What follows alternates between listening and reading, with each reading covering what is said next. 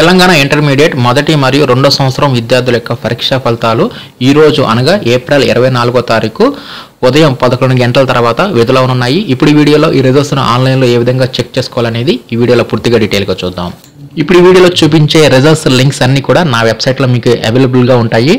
నా website open చేయడానికి మీరు గూగుల్లో RUPPGNT అని చెప్పి సెర్చ్ చేస్తే అప్పుడు కనిపించిన RUPPGNT.org సైట్ను ఓపెన్ చేయండి.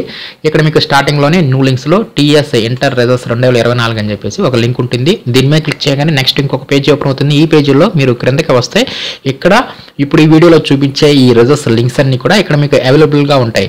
ఈ లింక్స్ మీద క్లిక్ చేసేసి ఈజీగా మీరు ఈ రిజల్ట్స్ను ఆన్లైన్లో చెక్ చేసుకోవచ్చు. అదేవిధంగా రిజల్ట్స్ విడుదలైన తర్వాత ఏ సైట్లో అయితే రిజల్ట్స్ ఫాస్ట్గా వస్తాయో ఆ లింక్స్ని కూడా ఇక్కడ మీకు ఇదే సైట్లో ఎప్పటికప్పుడు అప్డేట్ అనేది చేయడం జరుగుతుంది.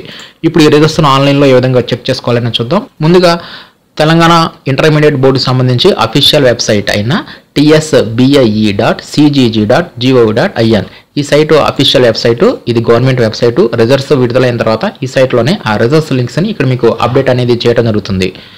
ఇంకా రిజల్ట్స్ విడుదల అవ్వలేదు కాబట్టి ఇంకా మీకు ఇక్కడ లింక్స్ అనేవి ఇప్పుడు ప్రెజెంట్ అనేది అవైలబుల్గా లేవు. ఈ రోజు ఉదయం 11 గంటల తర్వాత ఈ రిజల్ట్స్ లింక్స్ను అప్డేట్ చేస్తారు. నెక్స్ట్ ఇంకొక ప్రైవేట్ వెబ్సైట్ manabadi.co.in ఈ సైట్ నుంచి కూడా మనం రిజల్ట్స్ విడుదలైన తర్వాత చాలా ఫాస్ట్గా చెక్ చేసుకోవచ్చు.